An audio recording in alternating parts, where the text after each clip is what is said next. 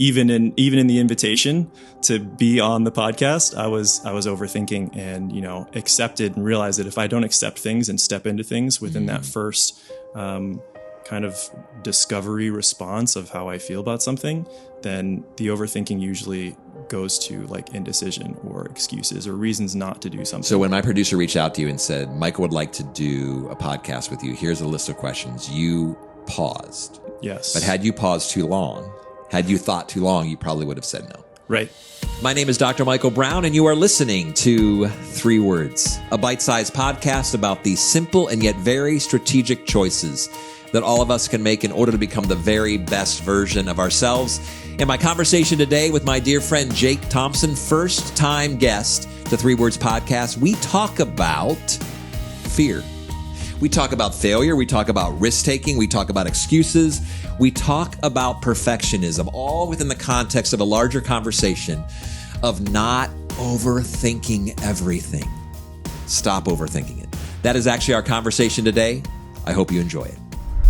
So, Jake, when I heard that you were going to be in town with us this weekend as a family, I thought, ooh, we're taping some more episodes of 3 Words podcast. I'm like, Jake Thompson would be perfect to be a guest on this podcast. For those of you who don't know Jake is actually, I guess, family. Yeah. Because my daughter married his brother. So my son-in-law, this is the brother of my son-in-law, Jake Thompson, and graphic designer, creative, entrepreneur, just an all-around fantastic human being. And I thought it would be really interesting to see if any of our 3-word phrases would resonate with you. So our producer sent off to you a list of some of the potential 3-word phrases, and you were like, these 3 words right here I'm dealing with right now. And so kick us off on our conversation. What are the 3 words for today? Don't overthink it.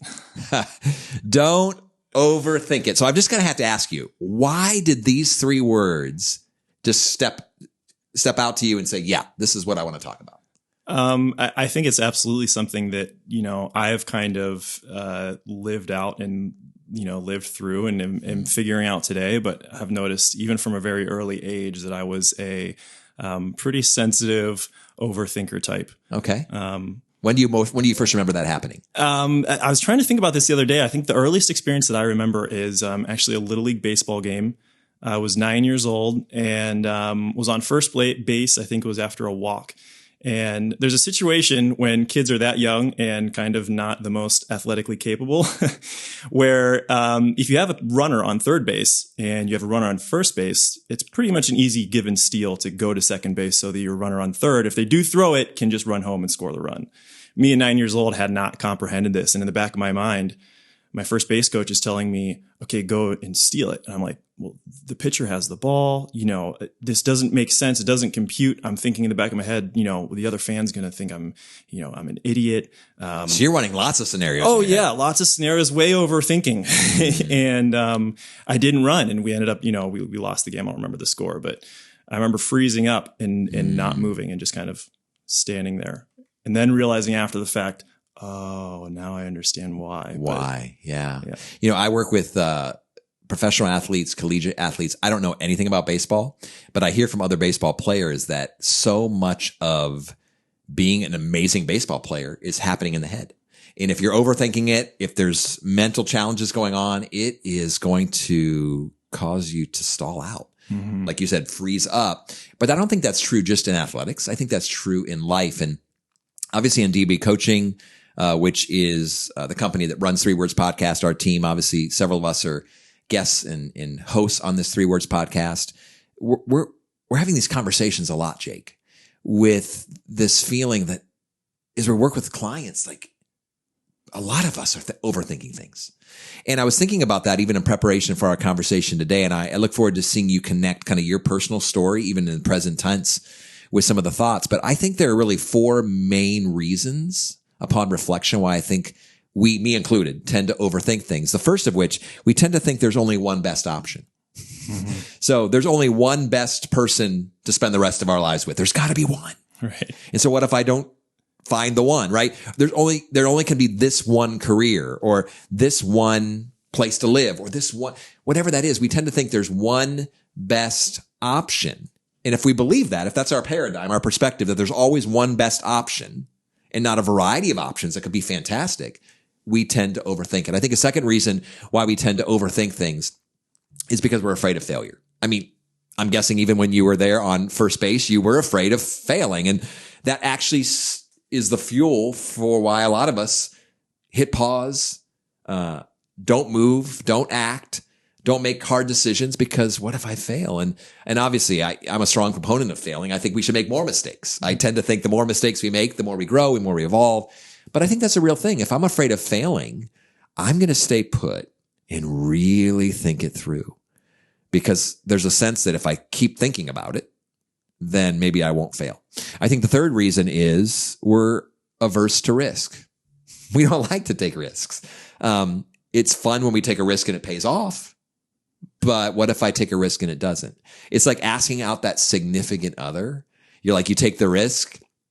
But I talk to a lot of young people, even in middle-aged people, who are like, I really want to ask this person out on a date, but they spend so much time overthinking it that by the time they decide to pull the trigger, that person's already dating someone else. I actually have asked that question in a variety of environments. How many of you waited so long to ask that person out that by the time you finally got the courage or thought about it enough, the person's already dating? Like, hands go up left and right and so forth. But I think the final reason is passivity. Because if I don't make a decision, I don't have to act. If I don't pull the trigger, if I don't say this is what I'm going to do, then I can just make an excuse for not doing it. So those are some of the big picture, again, some of the insights I think about, because I think this is an interesting phenomenon, which is why I wanted to have this conversation for a long time now on this podcast, because myself included, friend, and everyone I talk to tends to overthink things. Now, in different areas of their life, in different dimensions of their life, but they tend to overthink that. So you obviously shared an example from when you were 9 years old, but I know you well enough now to know that you are dealing with that even in your own life presently. Yeah. What are the areas in your life? And let's just have an honest conversation, because I'm sure many of our listeners and viewers can relate to you. What are the areas of your life right now where you're like, I think I'm overthinking this? Yeah. It seems like, I don't know, in a lot of areas of my life, particularly, relationships, career, and where I live, I think a lot of those things are kind of intertwined. And even, relationships, career, and where I live, and all these parts of my life are also even intertwined with each other. So yeah, kind of adds to the complexity of all of the pieces and parts to overthink.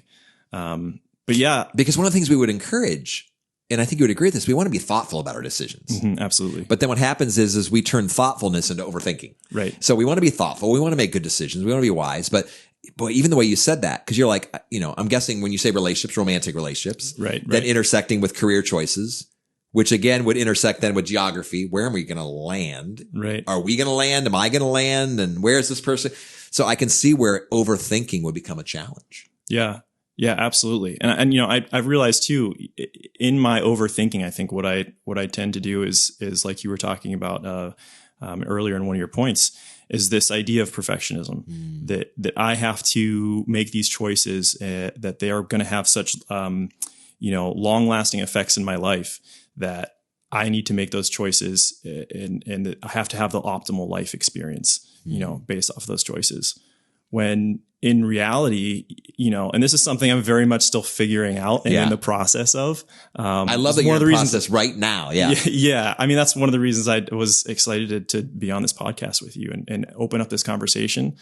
Even in the invitation to be on the podcast, I was overthinking and, accepted and realized that if I don't accept things and step into things within that first, kind of discovery response of how I feel about something, then the overthinking usually goes to like indecision or excuses or reasons not to do something. So when my producer reached out to you and said, Michael would like to do a podcast with you, here's a list of questions, you paused. Yes. But had you paused too long, had you thought too long, you probably would have said no. Right. But you jumped quickly and you said, I was so excited. I'm like, what? Jake's going to do this with me? This is so fantastic, right?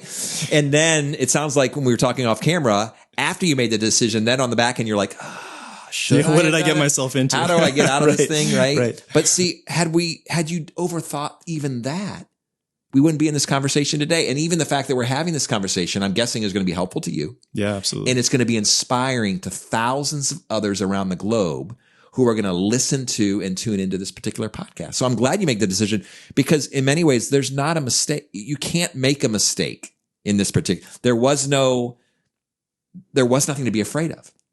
Think about even romantic relationships. I'm just going to share this because I do a lot of marriage coaching, a lot of dating coaching. But one of my favorite things I like to say is take dating very seriously without taking dating so seriously. Mm-hmm. It's one of my favorite things to say, because dating is serious. Because like you said, if I'm dating this person, it could be setting the trajectory for my life. These are big decisions. Right. But at the same time, don't take it so seriously, because you can ask someone on a date. You're asking someone on a date. One date. So it's not like you're making this and I can't tell you how many, particularly young men that I work with, who are like, I want to ask this person on a date, but I'm not sure if this is someone I would marry.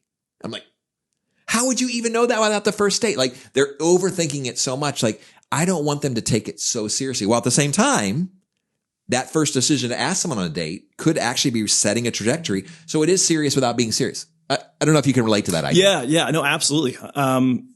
There's a time, and even recently, when I was kind of in this dating relationship and really kind of overthinking in almost an empathetic kind of way of kind of looking to see how they're responding to the situation. Are they really interested? What is this? Do we? We're undefined yet, but there's so much pressure that builds on top of that to where you almost like kind of withdraw from the situation, almost in a kind of, like you had talked about earlier, almost a defense response to kind of protect, your kind of raw emotions. Yeah. And it causes us to not act as boldly as we feel like we should. And some of that, definitely ties into, my faith and decisions that I make, and just trusting that God is going to hold up my next step, whatever that is. And it's not really about the decision itself, but about my effort and faith and passion for that decision to step into it 100%. Well, I know for you, because you are and I know you personally, you are in a relationship with your creator. Mm-hmm. I mean, for you, it's not just a religious belief, but you actually are in a relationship with God. That's got to be incredibly freeing to be able to step out and not overthink everything. Right. Because you don't have to have all the answers. Yeah. There's actually someone looking out for you. Right. There's actually someone beyond you that you don't need to have all the answers in this moment, that you can say, I like to say, because I'm a man of faith as well. And, one of my favorite phrases, though it's not probably theologically accurate, is God doesn't move a parked car. Right. Which again, if there is a God who created the world and exists beyond me, this being could obviously move a parked car. But I think the idea is I want to at least put it into drive. Mm-hmm. I at least want to put it into neutral. And even for me as a person of faith, one of the reasons I'm going to make this decision, I'm going to take a step out. But then I also like to say and pray at the same time, even to be like, I want you to direct me, but I'm not going to just keep waiting. Right. With the car in park. I want to actually put the thing in drive and say, I'm going to go down this path. And I even say this kind of prayer, that if I'm not going in the right direction, or if I made a decision that isn't the best, God, would you redirect me and be content with that? Yeah. Can you resonate with that? Yeah. But it's still scary. Right. It's almost like you're challenging your own faith. Because I think it is so easy to kind of question, okay, well, what is God's will for my life? What do I want to do? I think that's the question sometimes we don't ask is, what do I want to do? And if we're acting in accordance with what we feel like, where we're being led, then making that decision is the easy part. But if you feel like there is a God who's leading you, I have to also believe that you trust that at any point this God can disrupt, interrupt, or pivot your trajectory. Yeah. Yeah. Sometimes let that be freeing. Yeah. Let that be freeing for you, right? That in the grand scheme of things, you can't really make tragic mistakes, that there are no failures that are fatal, that it's all part of the journey. Yeah. And again, we can only do our best to be thoughtful. about making why. Because again, what we're saying not to our podcast listeners today is don't make wise decisions. Just, make a quick decision, be very impulsive. Now, you made this decision to be on the podcast pretty quickly, right? But the stakes are pretty low. Right. Before you propose to someone, the stakes are a little bit higher, right. But even then, it's like, I remember when I proposed to Teresa, and my dear wife, and we've been married almost 30 years. And I remember making a pro-con list. And because I was thinking, I want to make sure I'm really certain. And so one of the things that I've kind of learned in this journey is that I'm never certain, but I can be convinced. Mm-hmm. So convinced is enough. If everything needs to be about certainty, I'll never make a decision.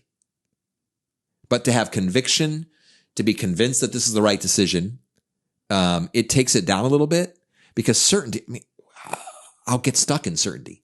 Right. Certainty, a demand for certainty will immobilize me. Yeah. And it's important for me too, as I'm, kind of living this out in the experiment of my life, that it's almost more about giving the 100% effort rather than, leaning back on a half effort to kind of protect myself. Even in the failings, it's kind of like, okay, well, I didn't give 100% effort. Even when we do have successes and we're not giving our absolute best, yes, the successes don't even feel gratifying. Mm-hmm. I feel like when I am giving my absolute and pouring my all into something and it still fails, that I have confidence in knowing that, okay, God shut that door or allowed this thing to fail so that something else could come. And I know that it wasn't because of my actions or my decisions or my laziness or my lack of effort. Why that failed. Well, now you're speaking my language, because we talk about this all the time, like being all in all the time. And even as I work with clients and as I work with corporate America as well as athletes, I think every boss, coach, friend would say, all I want is your 100% effort. Mm-hmm. If you give me 100% effort and not just coast, the outcomes are the outcomes, but at least But I also think, and if I can speak to you, friend to friend, and even old man to young man, I think part of what you're sharing too is tied to identity. That you need to be absolutely convinced, Jake, that you're enough. And so you can step into every relationship. You can step into every career choice. You can move across the country if you want. And regardless of whatever decisions you make, it doesn't touch your identity. You're okay. You're enough. And so what that allows you to do then is to take risks, to be proactive, and not always wonder about the response. So if I'm going to ask this particular person out on a date, I don't have to be thinking about, well, how are they feeling and what are they going to respond? They might say no. Or after the third date, they might say no. Or after the 10th date, they might say, that was enough. But what does it look like to walk into every relationship, every interaction, knowing that my identity is intact? My identity is actually tied to something bigger than myself. But as well, it allows us then not to second guess. So even if I take a job across the country, I know you've thought about doing those kind of things, right? It's like, if I take a job across the country, if I move here, that's going to be amazing, because at the very least, it was something that you'll do for a short term that you're going to grow from, learn from, evolve from. You're going to learn about yourself. You're going to learn about the world. If we had the perspective that my identity is intact, and particularly now, how old are you? I just turned 30, which is also another thing of kind of stepping into this overthinking past and present and where I'm at. Well, I talk a lot about the 4 seasons of a person's life. The first season, 0 to 20, is the season of identity. Right. Feeling good in your own skin, liking who you are, knowing who you are. The second season is a season of investigation. 20 to 40, not 30, 40. You have 10 more years to figure it out. Right. Before you get to the season of influence, which is 40 to 60. Right. And so oftentimes when we're in our late 20s, sometimes mid 20s, for sure, we hit the magical 30. I've got to figure this. No, right. You're still smack dab in the middle of the season of investigation. You don't need to have it all figured out. And again, those who lock in too early, those who say, just for the sense of security, even if it's not the best choice for them, long term, at least it's familiar and I have somewhat level of control and order, they'll choose to land and cement things too quickly. Right. Because they feel like I'm 30. I'm 35. No. I would say you don't need to really even know what you want to do with your life. Now, someone think I'm ridiculous in saying this, but I stand by this. You don't really need to know exactly what you want to do with your life in regards to career, calling, and so forth until you're 40. I mean, even me as a life coach, my undergraduate degree is in journalism and political science, right? I have a master's in theology and counseling. My PhD is in higher education administration, none of which people would be like, oh, I bet you you're a life coach. I bet you're, again, a lot of the paths, and even as my career has worked together now, I would have never, ever landed here had I not stayed open. Mm-hmm. Had I started overthinking too early, I would have just locked in and landed. But no, I just try to keep my mind open. But I want to just go back to your point. I think part of it is being all in, living every day to its fullest, not hesitating. Yeah. Not making decisions out of fear, not being afraid of failure, not avoiding mistakes, to really, really be able to say, why not? Because at the end of the day, who you become at the end of your life, you have 100% decision on who that is. That's the only thing that matters. All the other stuff is peripheral. But who I am at the end of my life, who I have become, is the most important thing. I have a few final thoughts for our listeners, but I'm curious, any musings you have before I pivot that conversation to the end? Just thinking through, just kind of your last thoughts there really resonated in as far as understanding that the decisions that you made throughout your life ultimately led to where you are now, even though they weren't necessarily a trajectory. If you were to go back then and pinpoint them, they wouldn't lead you to the trajectory you're on zigzag now. all over. Right? Yeah. But you still found that, and you still came to where you feel like you were led and where is home for your life. That's really important and something that definitely resonates with me as I continue to make those decisions and continue to make those choices, to not worry about them. That's a great word, Jake, worrying. Not a great word, because obviously nobody wants to worry, but it ties into the conversation about not overthinking it. When we are fully present, right here, right now, we won't overthink it. We tend to overthink the past and we tend to overthink the future. So I would say that we as human beings tend to spend 95% of our lives somewhere else than here. We're either wondering about the past or we're worrying about the future. So we're wondering, should I, or could I have regrets? I probably should. No, it serves no purpose. You can look at the past, learn from the past, but then pivot. And also worrying about the future. Worrying is simply borrowing sorrow from tomorrow and dragging it into today. Most of what we're worrying about is never going to happen.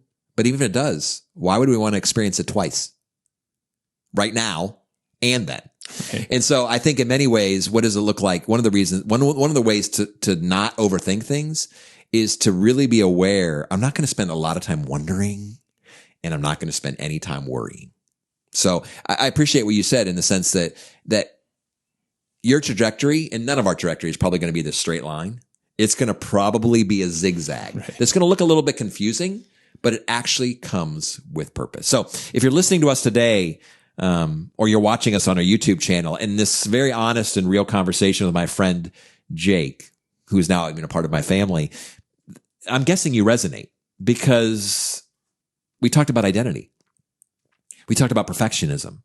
We talked about the fear of failure. We talked about risk taking. We've talked about passivity and excuses. And, there's just a lot to this journey that we call life, and it can be a little scary, and it can be a little bit unsettling. And particularly with our propensity to crave control and order and definition and certainty, we're going to be tempted to overthink things. We're going to be tempted to make things bigger than they are, to make things more complex than they are. So I guess just hearing Jake's story and just kind of interweaving his story to some of the things we talked about today, I hope that you now feel free to actually be bold, to take risks, to not overthink everything, but to actually take steps. We talked about it, right? Steps of faith into a brighter tomorrow. But as of now, be thoughtful about your decisions, but don't overthink it. For life coaching, consulting services, or to hire a keynote speaker, please visit dmbcoaching.com.